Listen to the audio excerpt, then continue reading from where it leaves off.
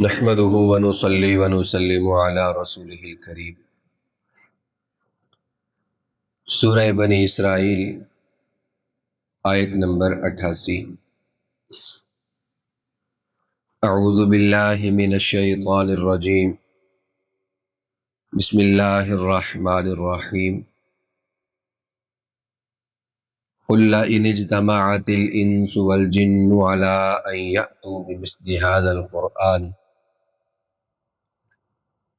آپ کہہ دیں کہ اگر انسان اور جن اکٹھے ہو جائیں اس بات کے لیے کہ یأتوا بمثل هذا القرآن، کہ وہ اس قرآن کی مثل لے کر آئیں، لا یأتون بمثلی، تو وہ اس کی مثال نہیں لا پائیں گے،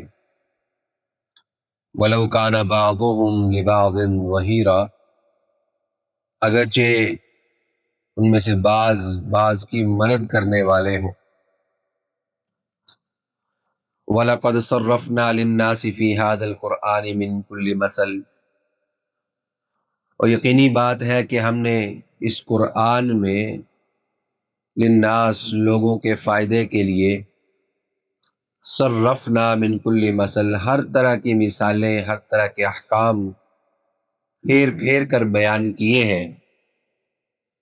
فَأَبَى أَكْثَرُ النَّاسِ إِلَّا كُفُورًا، لیکن لوگوں میں سے اکثریت وہ ماننے پر راضی نہیں ہے۔ وَقَالُوا لَن نُؤْمِنَ لَكَ حَتَّى تَفْجُرَ لَنَا مِنَ الْأَرْضِ يَنبُوعًا، اور وہ لوگ کہتے ہیں کہ ہم ہرگز آپ پر ایمان نہیں لائیں گے، حَتَّى تَفْجُرَ لَنَا مِنَ الْأَرْضِ، یہاں تک کہ آپ زمین کو پھاڑ کر ہمارے لیے ینبوعا، ایک چشمہ نکال لائیں۔ او تکون لک جنۃ من نخیل وعنب، یا آپ کے لیے کھجور اور انگور کا باغ ہو، فتفجر الانہار خلالها تفجیرا، اور اس کے درمیان سے زمین کو پھاڑ کر آپ نہریں نکال لائیں۔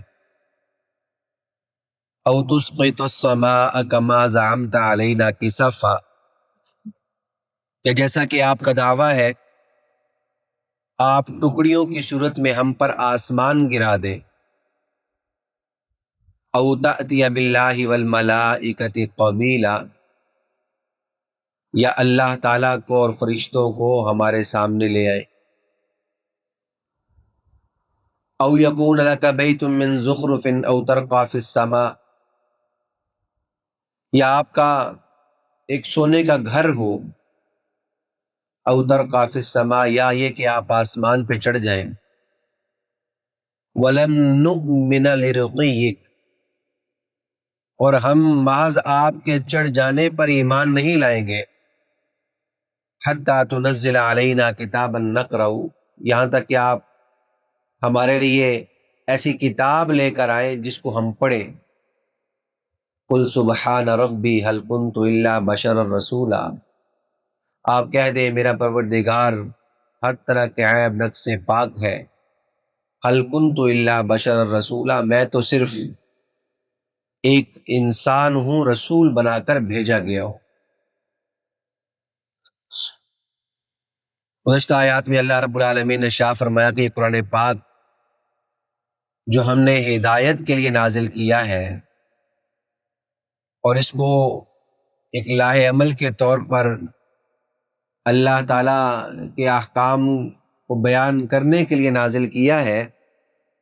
تو اس قرآن کی قدردانی تو یہی ہے کہ اس پر لوگ ایمان لے آئیں، اس کو مان لیں۔ اللہ تعالیٰ اگرچہ اس بات پر بھی قادر ہے کہ اس قرآن پاک کو جیسے نازل کیا ہے واپس لے لے، ختم کر دے، کوئی چیز اس کی باقی نہ رہے، اور پھر لوگوں کو کہے کہ تم نے اللہ کو راضی کرنا ہے، تو کتنا مشکل معاملہ ہو۔ اب تو اللہ نے ایک لائحہ عمل دے دیا، ایک ترتیب بتا دی، چیزیں متعین کر دی، عقائد متعین کر دیے۔ اب اسی قرآن پاک کی حقانیت کے حوالے سے، صداقت کے حوالے سے، جو پہلے بھی بارہا مضامین آ چکے ہیں، جتنی بھی میں نے آیات پڑھی ہیں اس لیے ذرا سے پڑھ دی، ترجمہ کر دیا۔ اس میں ایک عمومی مضمون ہے جو دو مضمون پیچھے بھی بارہا آ چکے ہیں۔ پہلا مضمون یہ ہے کہ جو قرآن پاک پر ایمان لانے کی رسول اللہ صلی اللہ علیہ وسلم دعوت دے رہے ہیں، بات کر رہے ہیں، تو ایسا نہیں کہ ان کو اس قرآن پاک میں کہیں سے شک ہو رہا ہے، ان کو لگتا ہے کہ پتہ نہیں قرآن ہے یا نہیں ہے۔ حقیقت یہ ہے کہ یہ جانتے ہیں کہ یہ ایسا کلام ہے، یہ ایسی بات ہے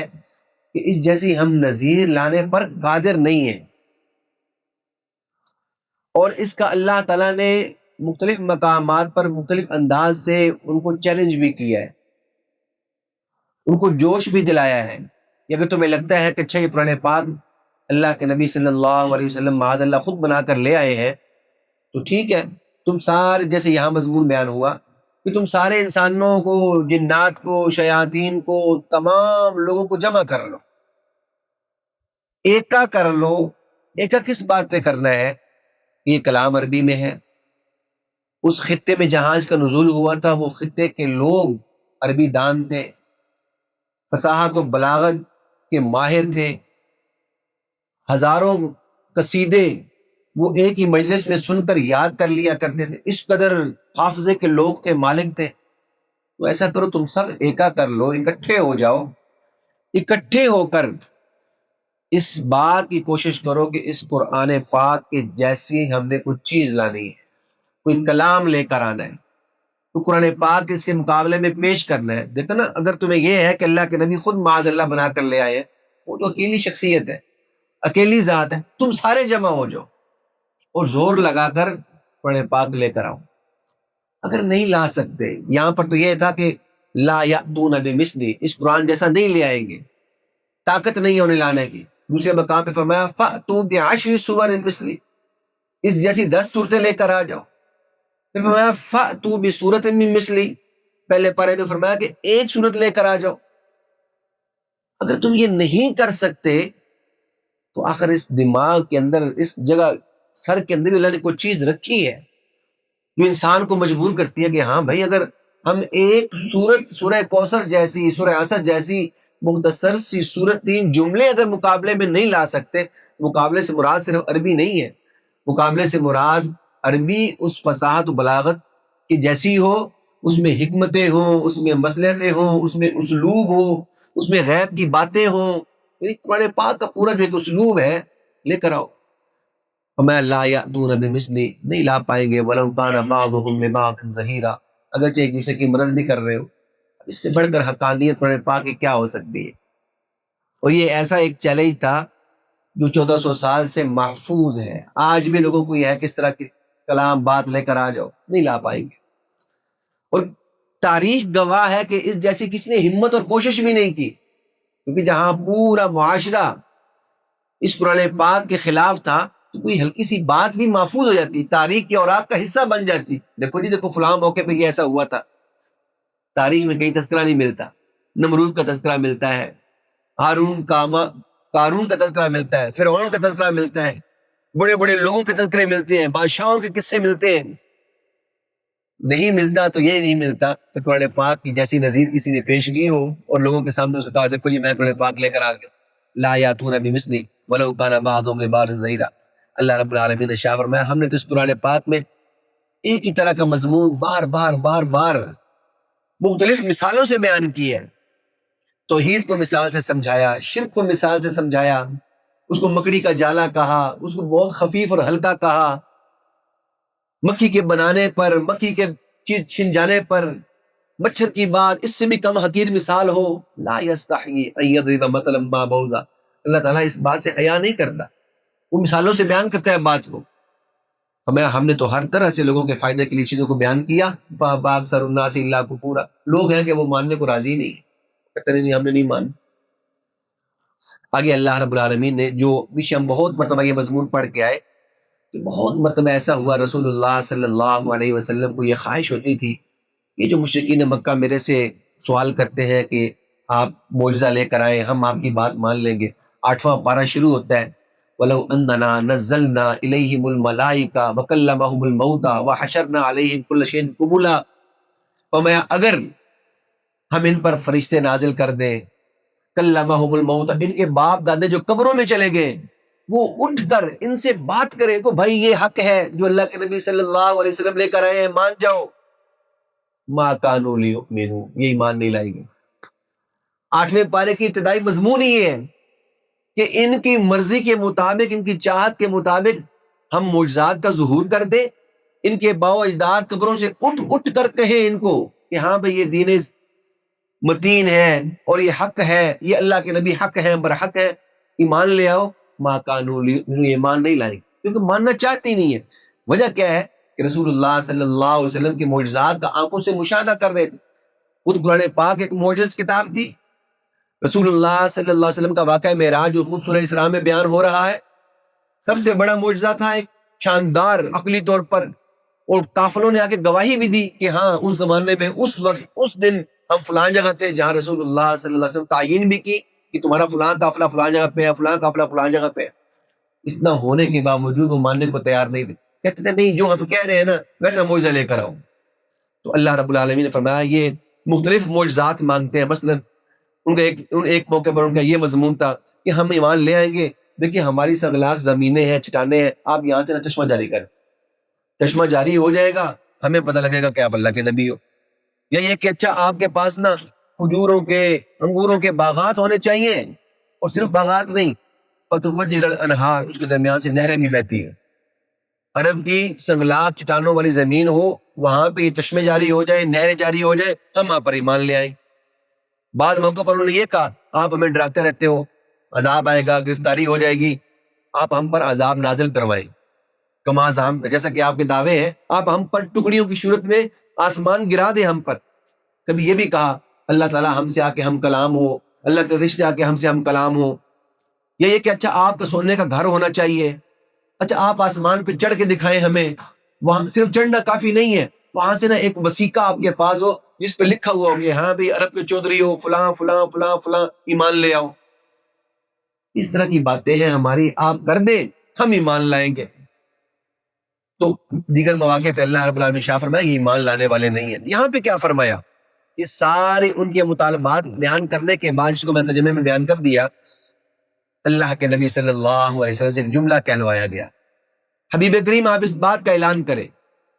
سبحان ربی، یہ جو کچھ تم مانگ رہے ہو ایسا نہیں کہ اللہ اس پر قادر نہیں ہے، سبحان ربی، اللہ تعالیٰ ہر عیب سے نقص سے پاک ہے، وہ جو کرنا چاہے کر گزرتا ہے، وہ قادر ہے ہر چیز پہ۔ بات کیا ہے؟ هل كنت الا بشرا رسولا، بھائی میں اللہ رب العالمین کے مقابلے میں جن سے بشر سے تعلق ہے میرا، میں خدائی اختیارات نہیں رکھتا،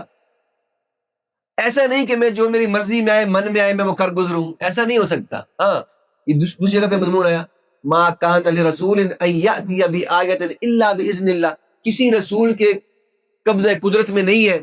کہ وہ اللہ کی اجازت کے بغیر مرضی سے کوئی معجزہ لے کر آ جائے، ایسا نہیں ہے۔ میں اللہ کے سامنے عرض کر سکتا ہوں، درخواست کر سکتا ہوں، خدائی اختیارات میرے پاس نہیں ہے، یہ اللہ نے امر کرنا ہے تو ان چیزوں کا ظہور ہو سکتا ہے، لیکن بات یہ ہے کہ اس سے بڑی بڑی چیزوں کا ظہور ہو چکا ہے، تم تو ایمان نہیں لا رہے۔ اس کو فرمایا حل کنت الا بشرا رسولا، کہ اللہ رب العالمین کے مقابلے میں تو نوع بشر سے متعلق ہوں، ہاں اس کا مطلب یہ بھی نہیں کہ عام انسان ہوں، معاذ اللہ، رسولہ اللہ کا منتخب ہوں، اس کا چنیدہ ہوں، اس کا برگزیدہ ہوں، اشرف الانبیاء والمرسلین ہوں، خاتم النبیین والمرسلین ہوں، میرے جیسا کوئی اور مخلوق میں نہیں ہے، لیکن جہاں تک بات ہے تو ہوں میں مخلوق میں سے، میرے خدائی اختیارات نہیں ہیں، حل کنت الا بشر رسولا۔ اللہ تعالیٰ مجھے آپ کو تعلیمات اسلام پہ عمل کی توفیق عطا فرمائے۔ وما علینا الا البلاغ المبین، الحمد للہ رب العالمین والصلاۃ والسلام علی سید الانبیاء والمرسلین،